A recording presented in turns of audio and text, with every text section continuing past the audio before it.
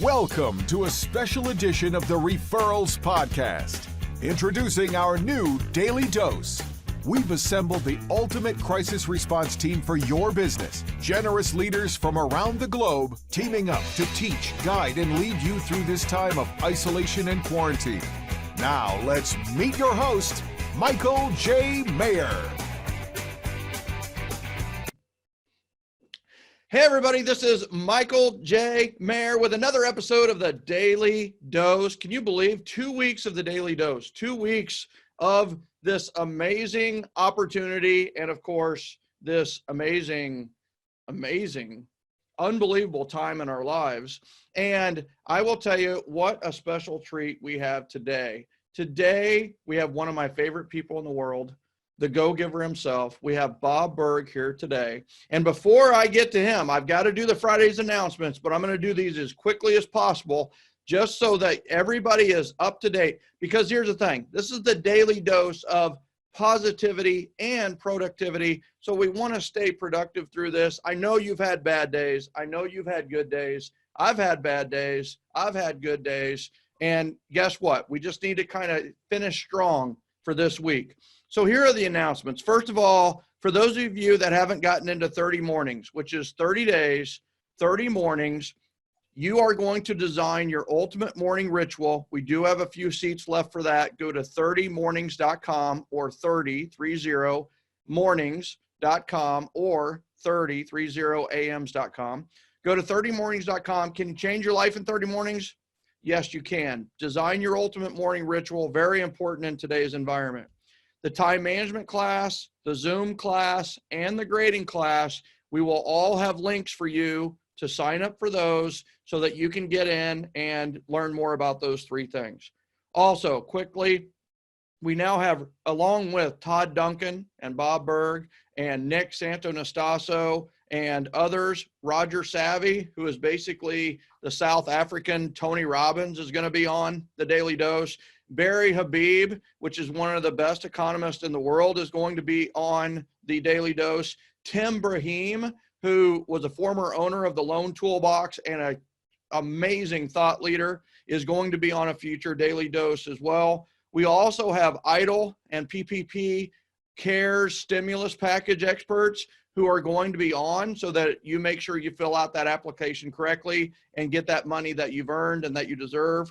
A big shout out real quickly is to Jana Caudell and Sherry McGuire. We had our March Madness, the 31 days of March, and I will tell you that Sherry McGuire got 28 out of the 31 days, and Jana Caudell won the March Madness Challenge with 31 out of 31 days. She did not miss a day, and I will tell you, watching her transformation in 31 days has been amazing. She has lived the generosity life for 31 days, and it has changed her life. It has changed the way she approaches things. Big shout out to Janet and Sherry. Now, for those of you that are listening to this, you may be listening or watching this on a recording, but I still want you to comment below. In the comments below, we always have our pleasantly surprised portion of this. What have you been pleasantly surprised about over the course of the last 2 weeks or the last week? One thing that I've been pleasantly surprised about is how many thought leaders, these people that have been mentors and people that I have been the biggest fans of forever, have volunteered, stepped up, and been so generous with their time and helped us create the ultimate crisis response team in this time of need. I have just been so pleasantly surprised at the people, at the things. You know, some of you know that I've been pleasantly surprised about how much shaving cream I got out of a sample shaving cream. It's all over the board about things that we can be pleasantly surprised about, but below, put what you've been pleasantly surprised about. And last but not least, the action items for this week. You are to have your top 50 complete. So you picked your 25 people last week. You've picked another 25 people that you feel give you energy, really positive, the best people in your life. You should have that done. And then you should have your accountability partner lined up, and you should have a regular scheduled meeting with your AP. That can be daily, could be weekly, could be 3 times a week. That's up to you. And then you were to block the hour after the daily dose for productivity, for getting something done. Make the centerpiece of your day the masterpiece of your day. And last but not least, I just want you to know this is our schedule for 2020. We will share this schedule in the group, but next week we have Todd Duncan kicking it off. We have Steve Harney and David Childers next. We have Lori Knudsen, Tommy Sandvik, and then we wrap up the week with Dan Balzer next week. I mean, just an all-star cast. I cannot wait. Make sure you sign in for the Daily Dose at 1 p.m. daily, Monday through Friday, until we are getting the all clear. Without further ado, I have to tell you that my introduction to Bob Burg was 20-some years ago with a book called Endless Referrals. At that time, I had just got into real estate. I had just decided that a lot of the ways that you're taught to get business were not for me. I decided that my way is referrals. My way is referral, not even repeating referrals. At that time, it was just my way is referrals. Everything I'm going to do is designed around referrals. And I read this amazing book called Endless Referrals by Bob Burg. And I started writing handwritten notes on cards because of Bob Burg. And I started to develop this philosophy around, you know what?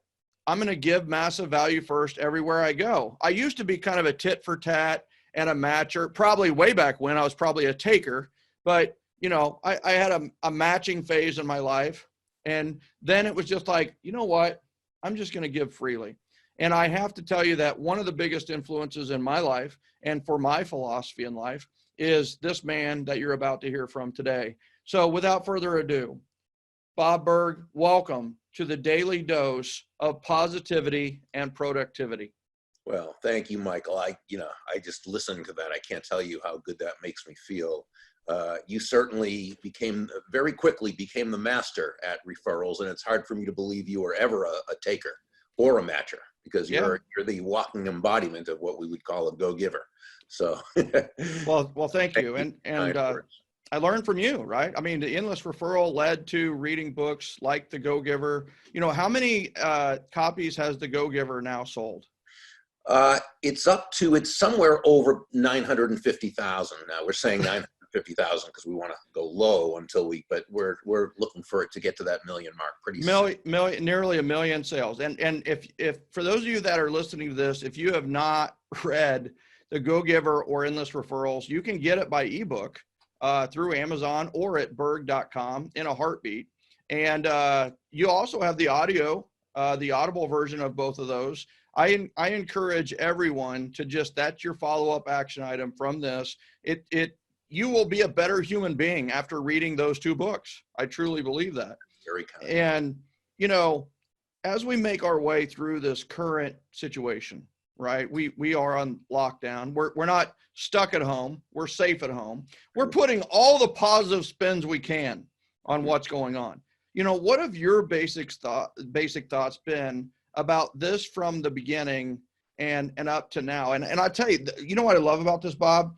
You and I sometimes we talk about like the Go-Giver philosophy, which is timeless. And we talk about endless referrals, and those are timeless concepts. You could literally talk about those forever. And that's the beauty of this type of business. But I love the currency of this is, you know, what are your thoughts on what's going on right now? Well, I think we've seen the arc of human nature in full swing.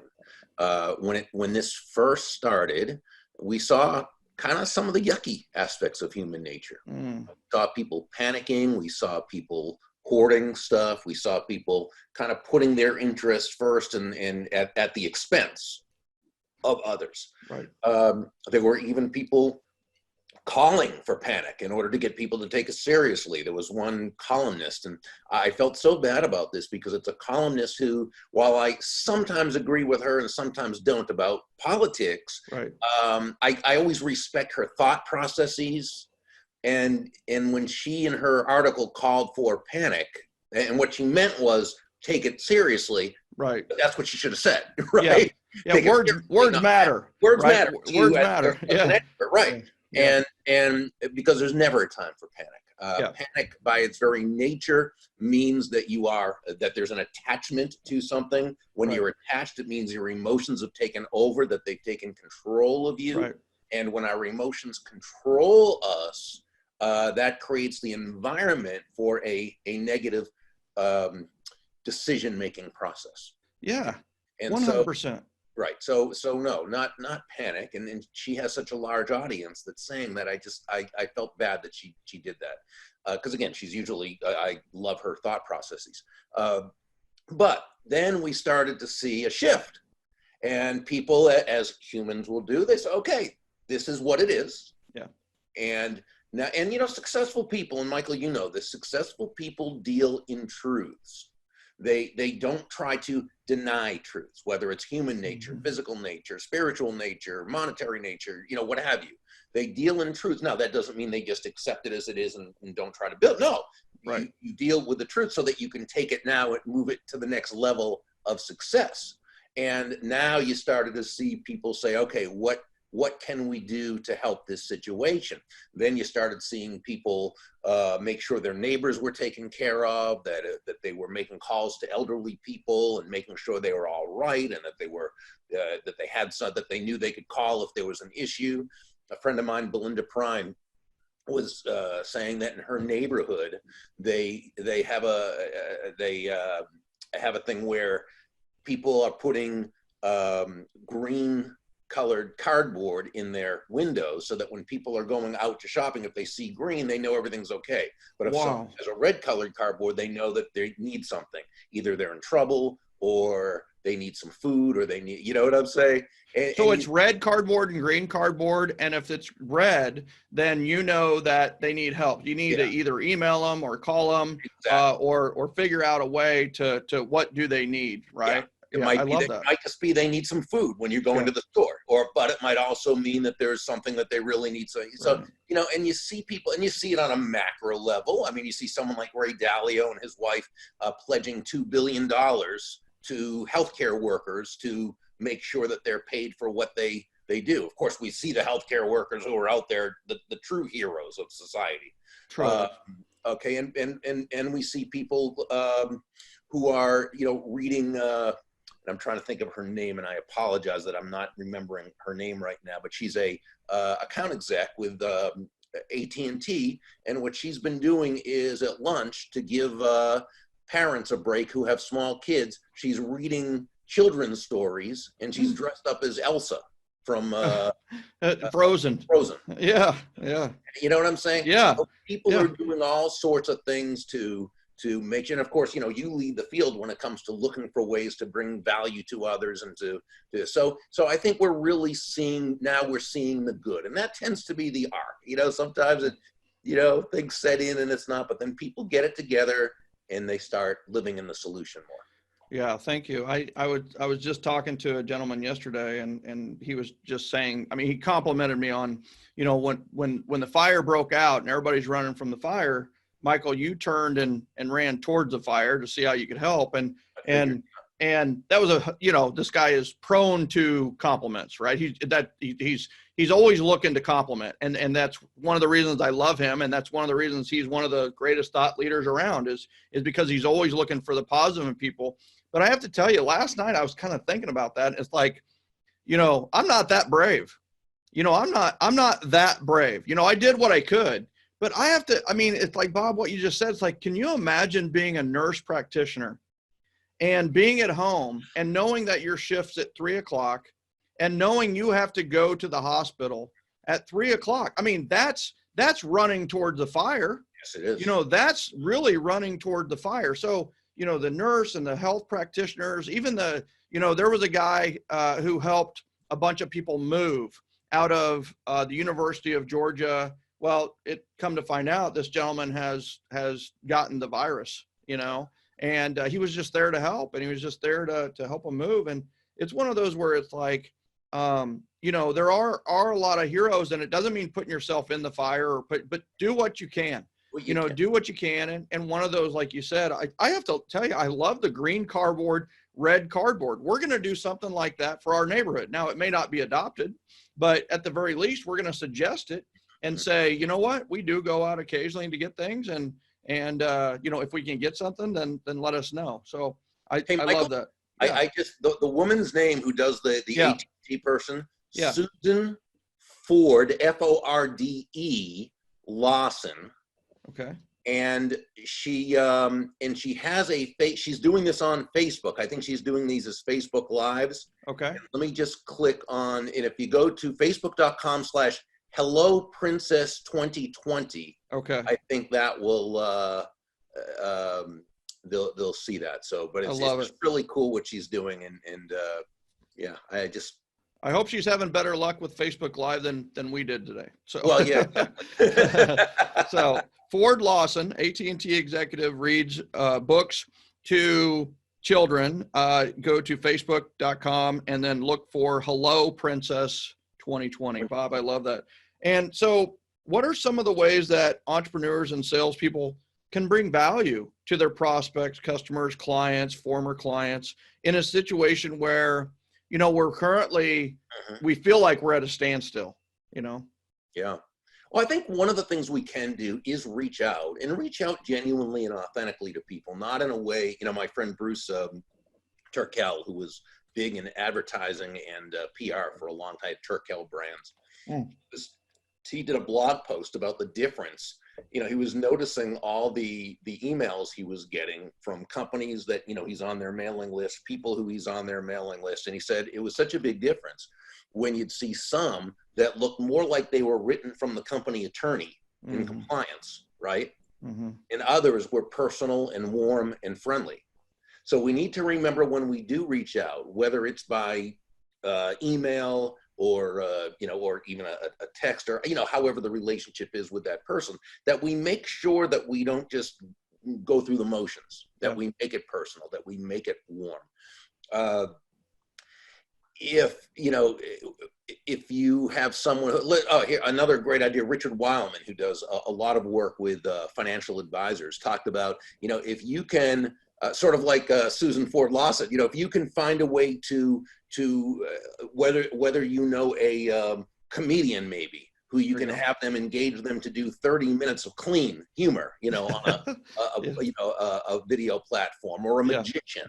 Or, I think with so many people with the homeschooling, if you know someone who can give a really nice twist to history, let's say, and teach a lesson that will, there's all these things. But there's also connecting them with resource for them that will help them later. For example, Dan Burrows, who's one of the best futurists and business forecasters, and this guy's just amazing. Yeah. He is doing a program on well, I guess I think it's either this afternoon or I'm not sure when it is. I think it's this afternoon, but it will be on replay. But sending a link to your clients or your customers or your prospects that just says something, I know in your business there's going to be changes. There's going to be we're not going to get back to normal for a while. Maybe it will be a new normal. But Dan Burris does a great job on, didn't know if you would be interested in. And, so in other words, we're just finding ways, Michael, it always reminds me of one of my favorite sayings in the entire world, and it's your saying. Oh, wow. And I can't tell you how many times I have said this when talking about the law of influence from the Go-Giver when I'm at a conference. And I always say it's yours, and I always say there's that little registered R trademark. Okay? Yeah. And that is, we're not number one, you are. And I've always thought that was, and again, there's nothing self-sacrificial about it. There's nothing martyrish about it. There's nothing doormat. No, it just means your focus is on how you can bring value to others. Yeah. Yeah. Thank you. And that's straight from a conversation with my brother and myself when we were just, I probably said something in jest about lawyers, which is so easy, right? I mean, he's a lawyer. So, it was easy to it wasn't a joke like, what do you call 2,000 lawyers at the bottom of the ocean and, a good start, that kind of thing. It wasn't crude like that. It wasn't anything like that, but it was just like blah, blah, blah. And so he comes back with, oh yeah, and you're probably going to tell me you're a number one realtor, because at the last time I saw, there were 2,000 number one realtors in Kansas City. And I go, ha, ha, ha, you really know that, we're not number one, you are. And like, as soon as I typed it, it was like, oh, that's us, right? That's like, that is us, right? Yeah. I mean, we're not number one. You are, the client's number one. So Absolutely. I have to give my brother some props and credit. He inspired it, right? He And did. you picked He up did. on it. You recognized it once it was, somebody said, I was watching an ad for those, the master classes. Yeah. And Malcolm Gladwell, I guess, is doing a master class on Yeah. writing. And if anyone can do a master class on writing, it would be Malcolm Gladwell. Yeah. But he said something like, and I know I'm paraphrasing this, so please forgive me, Yeah. but it was something like as the author, it's not that you it's not that you create good ideas, but you recognize them. Mm. And it's like, that's what you did, of course. You recognize it, kind of came and you recognize it. And isn't that so true? And that's, of course, he does that so well, because he takes things that happen and he says, okay, how does that now, which is so beyond my pay grade, by the way, to be able to ever do something like that. But I took that master class. I did. I literally, I've taken Malcolm Gladwell's master class. I took it, and my son took Stephen Curry's master class on basketball. Imagine Stephen Curry teaching basketball, So we've done that. And I will tell you, it's harder. It was hard for me to take that course without an accountability partner. You know what I mean? It was harder for Max to do that by himself. It's amazing how much like other people are powerful in your commitment and in your learning, and we now assign an accountability partner to anything we do, because it's just one extra set of eyes that are watching and helping. But I will tell you that that was a really good master class. It was I saw the advertisement a few days ago. I didn't even realize he had already taught it. I thought they were advertising for it. When did you take it?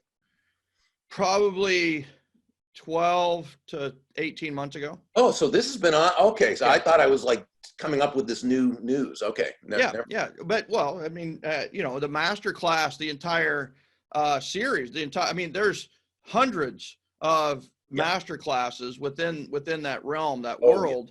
And including art, and I mean they literally they teach everything. Directing and this and that. So the only thing I would suggest is if somebody's looking to take one of those, is maybe take it with a friend. Take it with a Zoom partner or something like that, just so somebody's there to hold you accountable and help out. And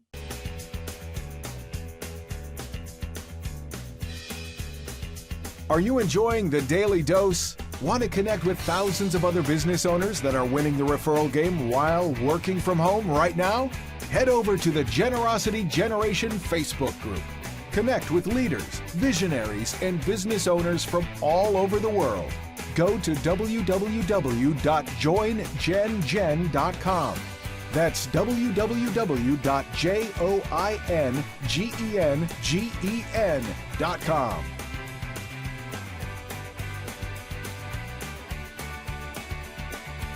And that's the thing that we're talking about right now, is that this is a great opportunity to stop and think. It's a great opportunity to maybe produce something that you've never produced before, whether that is something that's digital or a side hustle or written or whatever it may be. And many people have commuted to work, and they're getting 3 hours back a day, because they had to commute an hour and a half to work and an hour and a half back. And so, it's what are we doing with this time? And what are some of the good examples, or where have you been pleasantly surprised, if you will, in terms of the positive that people are doing, other than maybe Susan Ford Lawson and Dan Burris? Of course, he's been producing great stuff for quite a while. Yeah. Well, one of the things is, I think people, Michael, are using the time to self-improve. I think people are doing more reading. Certainly you can watch a ton of TED Talks or TEDx Talks. You can take a master class. I'll tell you another person who said something I thought was really interesting. She said that she and her family are making a point during this time at home to really focus on communicating with one another again, because they haven't really had that opportunity for years. Hmm. Wow. Wow. It's hard to get everybody together for any significant amount of time. Right. And so as long as this is a thing, okay, and dealing in truths, understanding it is what it is, then asking, okay, what can we do? It was time, they felt, to work on family communication. Mm. So, I'm very impressed when I hear things like that. And I hear about people doing things that I just, that are going to make such a positive difference. Yeah, I love that. And we've got a gentleman in the generosity generation who's a certified referral trainer, teaches. His name's Neil Smith, and he's been doing Zoom parties almost from the very beginning. And we've heard people who tried to have Zoom parties, and they were just a colossal failure because people were talking over themselves and they didn't really know how to manage the Zoom party when there's a lot of people in the Zoom room. And so Neil has taken it upon himself to just kind of teach people, like, how do you manage that Zoom room? And I brought him in for my happy hour last Friday. And I will tell you that I was so glad that he was there, because as much as you think you can control a room like you can in a room as a speaker, controlling the Zoom room is different than it is controlling a live room. So there's an art form that's coming out of this that we didn't even know, existed from it. And you brought up a great point, is a Zoom reunion. We're coming up into April and then May, and this is kind of like when a lot of people do family reunions. So maybe organizing a family reunion by Zoom is a great idea that a lot of people could implement that maybe they hadn't thought of. I think Neil's services will be in high demand. That's right. They already are. That's the beautiful thing is that people, what is the title of this? Creating value in difficult times, creating value in catastrophe and chaotic times. And it's one of those where we're kind of working our value muscle a little bit right now. It's like, one of the things in weightlifting is there's something called muscle confusion. And muscle confusion is you don't want to do the same workout every time you do, right? You want to at least go maybe a different angle, right? You can do cross or whatever. If you're doing curls, right, which I do a lot of, obviously, you do curls, and then it's like, all right, for muscle confusion, you want to mix it up. If you've been doing all push on one day, which is bench and shoulder and whatever it may be, you could go push pull during occasional workouts. Well, it's kind of like with the value muscle. We've been doing what's been working, like events. Like we do a lot of events and we teach people to do a lot of events. That's a value muscle, way to add value. And it's like, well, you're not doing any public events right now. So we're giving value through the Zoom room or through phone calls or handwritten notes and things like that. What are some other ways that we can create value in these times that you've seen or heard?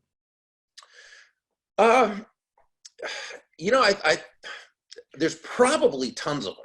Is what it comes down to. I mean, I think it's really, it's limited only by imagination.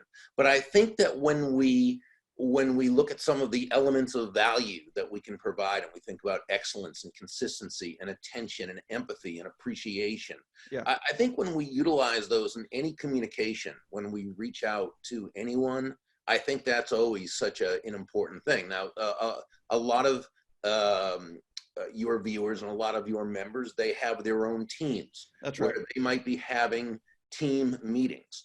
And I was reading an article about one person. Actually, it wasn't an article, it was a tweet. And the reason I make the distinction is because they didn't say the name of this particular leader, and I wish they did, because I thought it was such a great idea, and I always love to credit people with their ideas, but I don't know who it was.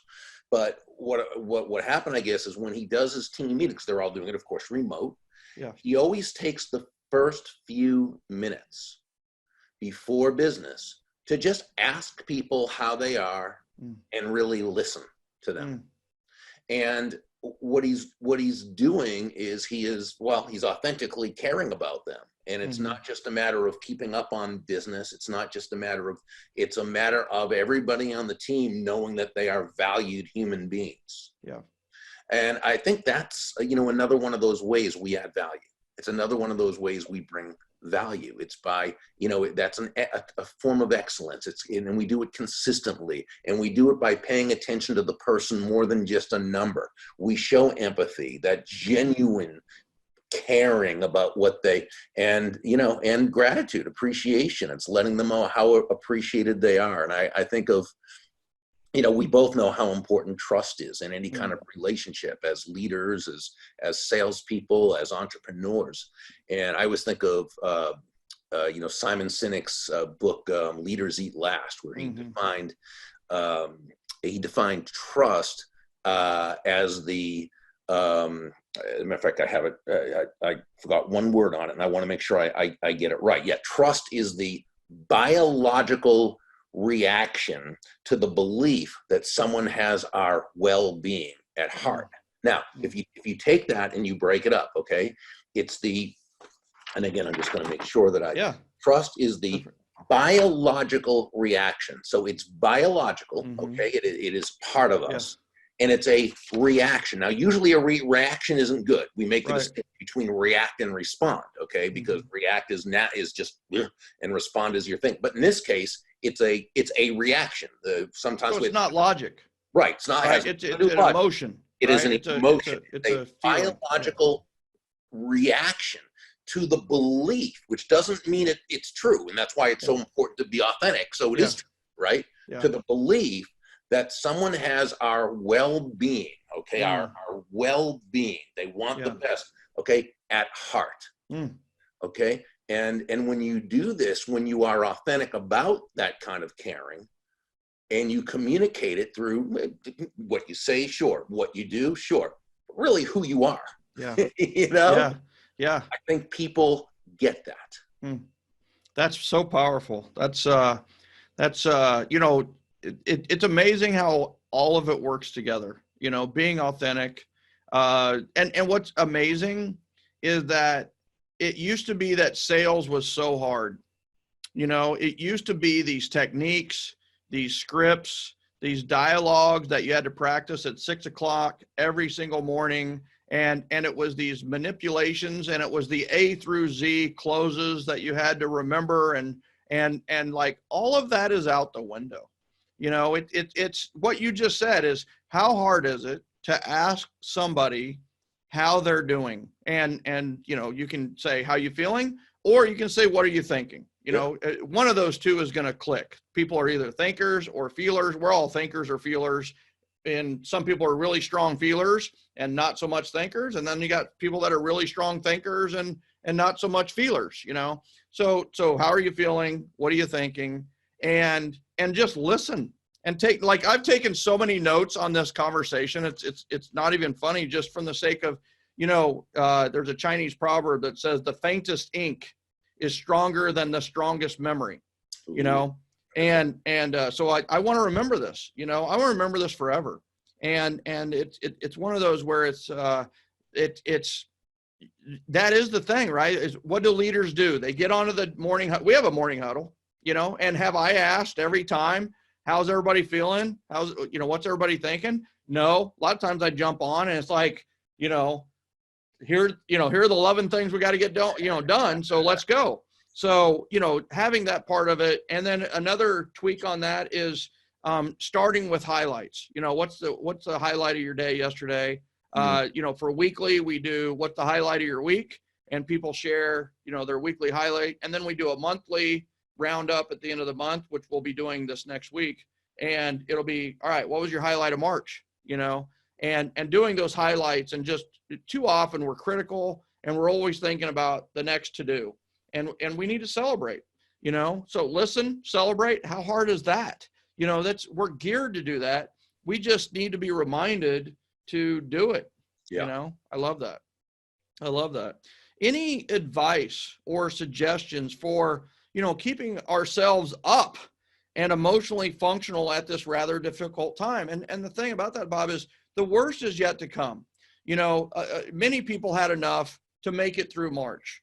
Many, less people had enough to get through April. But when May comes, like, reality is going to set in. It's going to get worse before it's going to get better. And I'm the most positive guy on the planet, right? You and I, we see the silver lining and everything. We're optimists. And the thing is so what do we need to do to keep ourselves up and emotionally functional, at this rather difficult time? Yeah. Well, again, it is still a matter of acknowledging and living in truth. Because if you say, if you were to say, oh, everything's going to be great in 2 weeks and everything's going to be back to normal, I'm just going to be positive and ignore everything. Well, you're going to get more depressed when you see that that's not happening. So no, we've got to live in truth, and by living in truth, we're now in a position where we can prepare for what we need to do. I'll tell you one thing I've been doing is I've been rereading and re-listening. I re-listen to one of the books, but I reread both. Michael Singer's amazing books. He has 2 of them. One is called The Surrender Experiment, and the other is The Untethered Soul. Oh, yeah. And I got to tell you, these 2 books, and again, I have one of them on audio. Though I'm much more of a reader than I am an audio, listener. Yeah. But so I've been reading because I found those 2 books are the best as far as keeping myself in a place where I'm not attached to the results. And he explains it in such an amazing way that I feel better every time I read a passage, from his book, or I listen, in the car. So I think whether it's Michael Singer's information, or Michael Maher's information, or somebody's information out there that you want to keep putting those things into our heads, into our hearts, that are going to keep us up. Now, again, not necessarily in a rah-rah, although there's a time and place for that, but not necessarily just that, but with good, solid information that's going to equip us to stay in a place where we are positive and where we can be in the solution as opposed to wallowing in the problem. Wow. I love that. And it's so true, keeping ourselves up mentally, keeping ourselves up physically. I don't know about you, but that's the challenge that I start Monday, is getting back into shape. The last 2 weeks, I've been off on my eating pattern.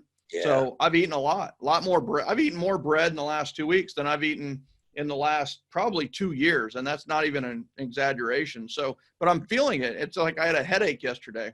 And it's like, oh God, I've got the virus, part of first rational thing, and then it was just like, I got a headache and I don't feel all that well because I haven't been moving as much and I haven't been eating as well, so that physical side of it. And then feeding, we got to feed the brain too. We got to feed the brain. And I think at maybe no other time in history have I seen where there's so many opportunities digitally and online to feed the brain. So, pick one thing, like where Bob said he's picked, Michael Singer, he's picked these 2 books by him, and he's going to read those and he's going to focus on those. He's not reading 22 books at the same time right now. If Bob's anything like me, he probably does have 3 or 4 books ready to go as a backup. Yeah. But the thing is we just need to, in fact, one of the things that I had as an action item from today's Daily Dose was I want everyone who's listening to this, everybody who's watching this, to just block off the next hour to just stop and think. Get off Facebook, get off of whatever else you're doing. Don't go move to another Zoom. I know they're available. What I would just wish for you, it's just a suggestion. You don't have to do this if you don't want to, but just take an hour off and put yourself in a quiet room and just separate yourself from the noise and the banter and the news and all that's going. And I don't mean with your kids. I know for some of you, this might mean you got a cubby hole away. You don't even have a door you could close, but close the door and just be alone with your thoughts for 1 hour and just write or type or just kind of get it out and just really come up with some reflection on, what you've learned this week. I know I've learned a ton. I learned that the Seminoles were part of the Trail of Tears. I did not know that. I always believed way back when that the Seminoles never went to a reservation. They just created a reservation for the Seminole in Florida because they couldn't get them out, and part of it was, there were Seminole as part of the Trail of Tears. I learned that from my 11-year-old son who did a phenomenal PowerPoint on the Trail of Tears. It's like, I didn't know that before, but what I really found out is my son did a PowerPoint on the Trail of Tears that was phenomenal. He now has this as part of his skill set, and it's a beautiful thing. He would not have had this as part of his skill set if it wasn't for what's going on, So it's just, I've been pleasantly surprised in a lot of ways. Early on, I definitely was negatively surprised, if that's a way to put that. But, one of the things that I said earlier that I've been pleasantly surprised with is thought leaders like Bob Burg stepping up and sharing their time and being so generous with their wisdom to help us at this time when we all need a daily dose of positivity and productivity. And Bob, I just have to say thank you so much. For those of you that are listening to us, please go to burg.com, BURG.com. One of those thought leaders you probably ought to dive deep into right now is Bob Burg. And so, Bob, thank you so much for being on this episode of the Daily Dose. Michael, my brother, my absolute pleasure. Thank you. Love you, brother. Love you. Awesome. All right, everybody. This was the episode of Daily Dose. Remember, next week, we start off the week with Todd Duncan. Time traps, high trust sales, one of the thought leaders that has stepped up to be part of our ultimate crisis response team. And then Tuesday, we have Steve Harney, who's going to tell you exactly how the economy is working right now and how you can help your personal economy, which is so important today. That's just Monday and Tuesday. What a rocking week we have next week. So thank you, everybody, for listening to this episode of the Daily Dose of Positivity and Productivity. We will see you on the next episode. Thank you so much.